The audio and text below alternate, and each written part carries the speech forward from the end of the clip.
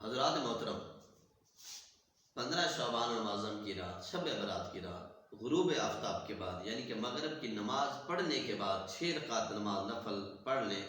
ان کی بڑی فضیلت آتی ہے اور اس کو پڑھنے کا طریقہ یہ ہے کہ 2 رکعت کر کے پڑھنی ہے۔ پہلے 2 رکعت پڑھنی ہے تو ارادہ یہ ہو کہ یا اللہ ان 2 رکعت کی برکت سے میری عمر میں اضافہ فرما۔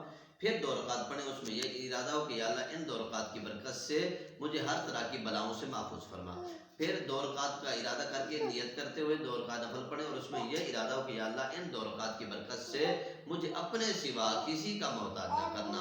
اور ہر 2 رکعت پڑھنے کے بعد 21 مرتبہ سورۃ اخلاص یا 1 مرتبہ سورۃ یاسین پڑھیں یا دونوں پڑھ سکتے ہیں۔ تو محترم سامعین کرام، اگر یہ چھوٹا سا عمل کر لیں تو اس طرح اللہ رب العزت ان نوافل کے صدقے اس کی عمر میں بھی اضافہ فرمائے گا، بلاؤں سے بھی محفوظ فرمائے گا اور اللہ رب العزت اس کو محتاجی سے بھی محفوظ فرما دے گا۔